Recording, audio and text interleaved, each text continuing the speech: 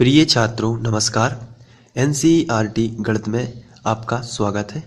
हम लोग कक्षा 9वीं की प्रश्नावली 1.2 पर पहुंच चुके हैं, जिसमें हमारा पहला क्वेश्चन ये है, नीचे दिए गए कथन सत्य है या असत्य, कारण के साथ उत्तर दीजिए। तो इन कथनों के बारे में हमें बताना है कि ये कथन सत्य है या असत्य। तो इनको करने के लिए हमें इनको ध्यान से पढ़ना और जो हम पहले पढ़ चुके हैं वो वाला ज्ञान काम में आएगा। पहला है, प्रत्येक अपरिमेय संख्या एक वास्तविक संख्या होती है। तो आप क्या कहते हैं इसके बारे में? प्रत्येक अपरिमेय संख्या एक वास्तविक संख्या होती है। तो ये कथन तो सत्य है। सत्य है। क्यों सत्य है? क्योंकि हम लोगों ने पहले पढ़ा हुआ है ऐसा एक चार्ट, वास्तविक संख्याएं जो होती हैं, वास्तविक संख्याएं जो होती हैं वो मिलकर बनती हैं परिमेय और अपरिमेय, परिमेय और अपरिमेय। तो जब ये वास्तविक संख्याओं के प्रकार ही हैं परिमेय और अपरिमेय, तो ऐसी स्थिति में अब क्वेश्चन आपको समझ में आता है। प्रत्येक अपरिमेय संख्या ये वाली एक वास्तविक संख्या होती है। बिल्कुल होती है। अपरिमेय संख्या वास्तविक संख्या ही तो है, क्योंकि वास्तविक संख्याओं के प्रकार ही तो है परिमेय और अपरिमेय। तो आपको लिखना है कथन सत्य है क्योंकि वास्तविक संख्या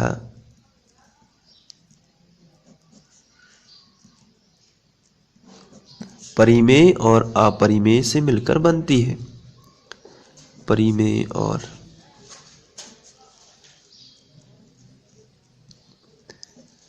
अपरिमेय से मिलकर बनती है। तो ये आपका कारण हो जाएगा।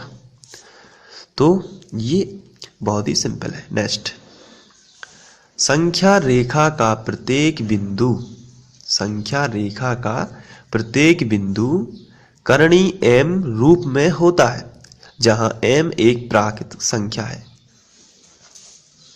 तो यहां आपको संख्या रेखा के बारे में जानकारी प्राप्त होनी चाहिए। ये संख्या रेखा है। इसमें अब क्वेश्चन उनसे पूछा गया है, संख्या रेखा का प्रत्येक बिंदु करणी m के रूप में होता है। तो प्रत्येक बिंदु तो हो नहीं सकता, क्योंकि इस तरफ का यदि करणी m है तो इस तरफ का तो माइनस करणी m होगा। m एक कोई भी संख्या है, m बराबर संख्या रेखा की कोई भी संख्या, संख्या रेखा की कोई भी संख्या। तो जो यदि उन्होंने कहा कि संख्या रेखा का प्रत्येक बिंदु करणी m के रूप में होता है, तो ये बिल्कुल गलत है, क्योंकि करणी यहां यदि हम करणी -3 भी तो कर सकते हैं, क्योंकि माइनस भी अंक भी तो ले सकते हैं। तो हम लिखेंगे कि माइनस करणी m भी तो हो सकता है। m का मतलब कोई भी, यहां से हम माइनस वाली कोई भी संख्या ले सकते हैं।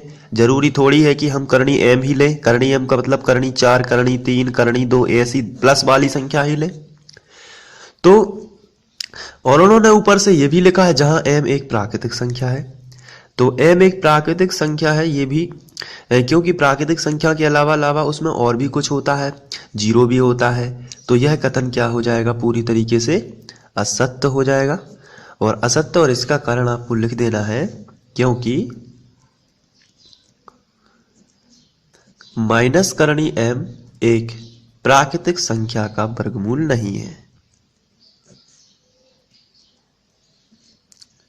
वर्गमूल नहीं है। यही आपका कारण हो जाएगा। और माइनस करणी m एक वास्तविक संख्या भी नहीं होती, तो एक वास्तविक संख्या भी नहीं है। ये आपको कारण लिख देना है। इसके बाद आगे बढ़ते हैं। प्रत्येक वास्तविक संख्या एक अपरिमेय संख्या होती है। प्रत्येक वास्तविक संख्या, तो अभी हम लोगों ने पढ़ा हुआ है कि वास्तविक संख्या जो होती है वो दो चीजों से मिलकर बनती है, परिमेय और अपरिमेय। अभी हम लोगों ने इसको पढ़ा हुआ है। अब क्वेश्चन बोल रहा है कि प्रत्येक वास्तविक संख्या ये कहलाती है एक अपरिमेय संख्या होती है। तो बिल्कुल गलत है, क्योंकि वास्तविक संख्या अपरिमेय बस नहीं हो सकती है, परिमेय भी हो सकती है। तो प्रत्येक वास्तविक संख्या एक अपरिमेय बस हो, ऐसा हो ही नहीं सकता, वो परिमेय संख्या भी हो सकती है। तो ये कथन कैसा है?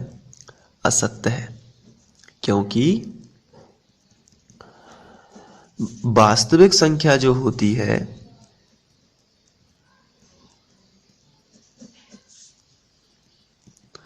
वास्तविक संख्या परिमेय भी होती है, परिमेय भी होती है।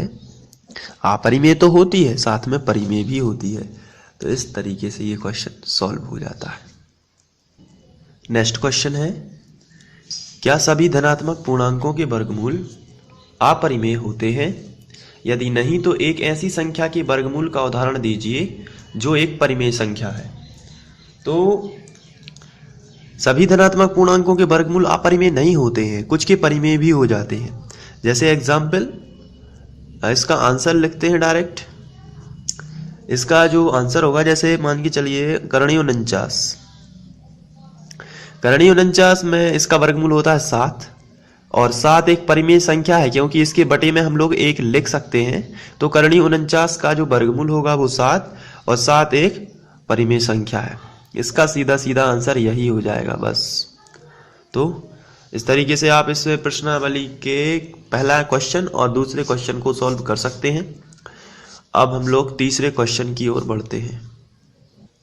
इसके बाद तीसरा क्वेश्चन दिया गया है, संख्या रेखा पर करणीय 5 को किस प्रकार निरूपित किया जा सकता है? तो इसके लिए कुछ आपको स्टेप्स देखने हैं कि किस प्रकार से हम लोग संख्या रेखा पर करणीय 5 को निरूपित कर सकते हैं।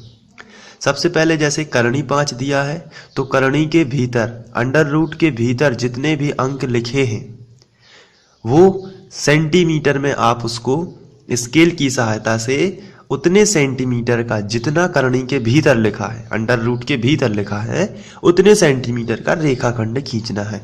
तो कितने का रेखाखंड खींचना है? करणीय 5 के भीतर, यानी करणीय 5 में 5 है, तो 5 सेंटीमीटर का रेखाखंड खींचना है। तो चलिए 5 सेंटीमीटर का रेखाखंड खींचते हैं। यहाँ नीचे खींचना है, क्योंकि ऊपर पता नहीं रहता है कितने ऊपर तक जाएगा। तो 5 सेंटीमीटर ये रहा स्केल, और यहाँ 5 सेंटीमीटर का रेखाखंड खींचते हैं हम लोग। तो आपको पता ही होगा कि कैसे नापते हैं। यहाँ ये है 0, तो यहाँ बिल्कुल 0 के सामने ही रखना है एक पॉइंट, और ये है 5, तो यहाँ एक पॉइंट रख देते हैं।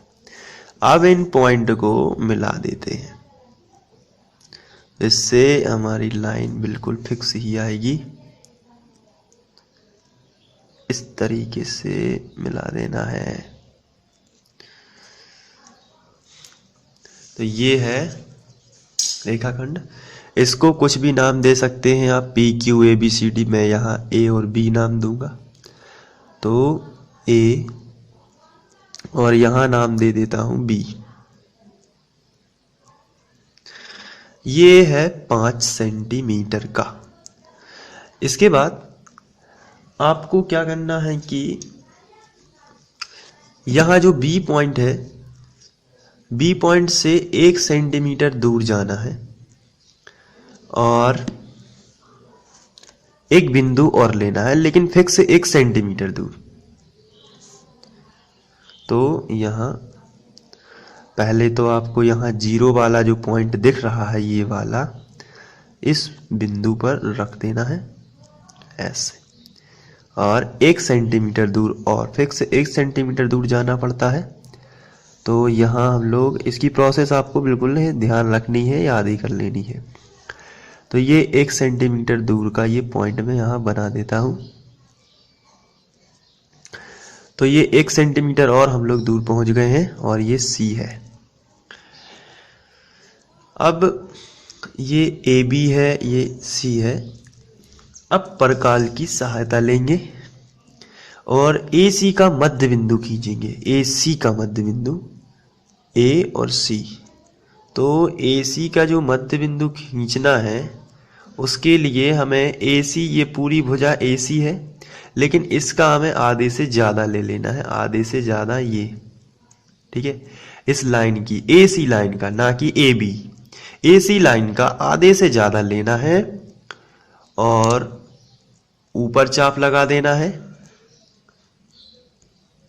और नीचे चाप लगा देना है, उतना ही जितना है। आपको देखना है कि ये परकाल आपका सही होना चाहिए और जितना चाप ऊपर लगा है उतना ही चाप को नीचे लगा देना है, इस तरीके से। अब ये चाप लग गया है। आप फिर से इसको प्रोसेस को देख सकते हैं। जो ये मैंने यहाँ इधर लगाया है उतना ही चाप आपको यहाँ भी लगा देना है। अब C बिंदु पर रख के उतना ही जो नपा है उसी को यहाँ से इसको क्रॉस कर देना है और यहाँ से इसको भी क्रॉस कर देना है। तो आप समझ गए होंगे क्रॉस करना है। और यदि क्रॉस आपके नहीं भी करते हैं तो आप पहले वाले चाप को वहां से थोड़ा सा बढ़ा देते हैं, इस तरीके से, तो वो क्रॉस हो जाते हैं। अब जिस भी पॉइंट पर ये क्रॉस किए हैं वहां आपको मिला देना है, ऐसा।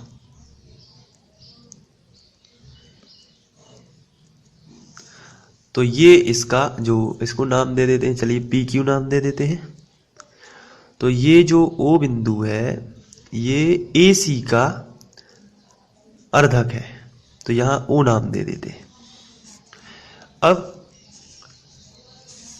O को केंद्र लेते हैं और OC को त्रिज्या और OA को त्रिज्या, चूंकि दोनों एक ही हैं तो उनको त्रिज्या लेते हैं और एक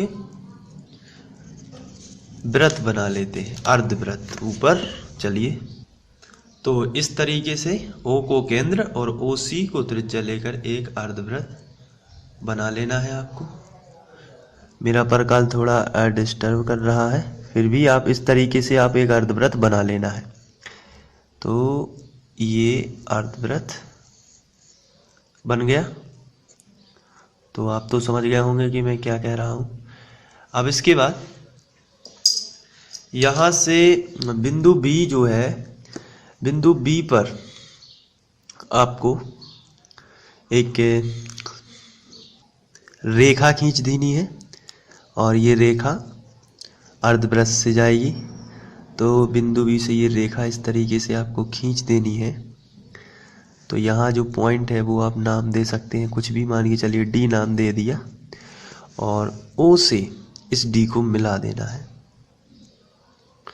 O से इस D को मिला देना है।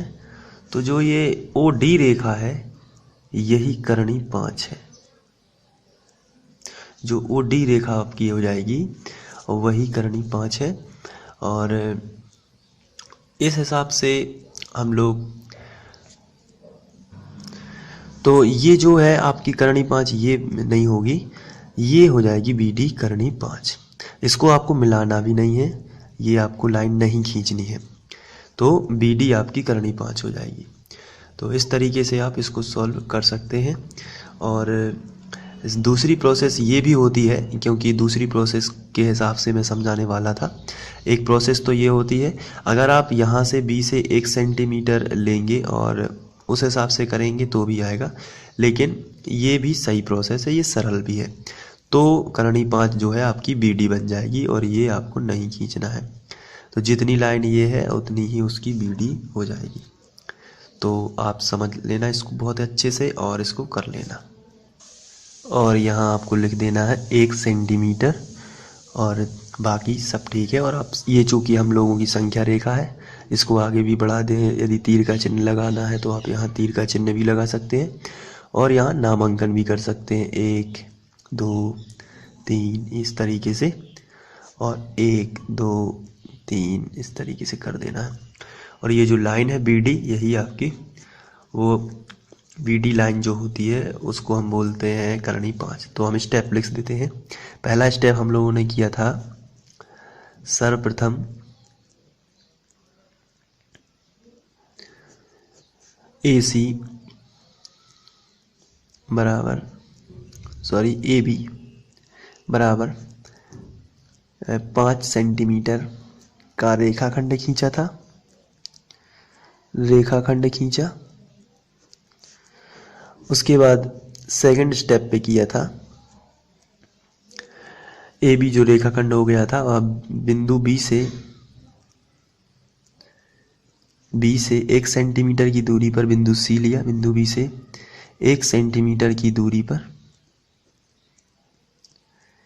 दूरी पर बिंदु C लिया, बिंदु C लिया।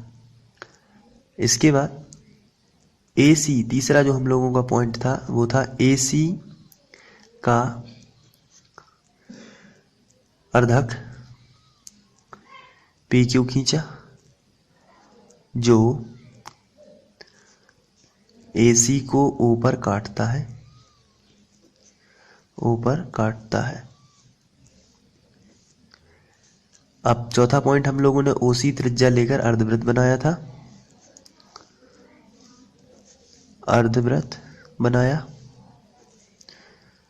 और लास्ट जो किया था अभी पांचवा पॉइंट, वो हमने किया था B से एक रेखा खींची, ऊपर की ओर खींची थी, जो अर्धवृत्त पर D बिंदु पर काटती है, अर्धवृत्त को D पर काटती है, D पर काटती है। तो इस हिसाब से जब D पर काटती है तो BD बराबर करणी 5 ही होगा। BD ही क्या है? करणी 5। आपको ये प्रोसेस याद रख लेनी है और ये वाली लाइन आपको नहीं खींचनी है। Thank you. तो कैसे आप लोग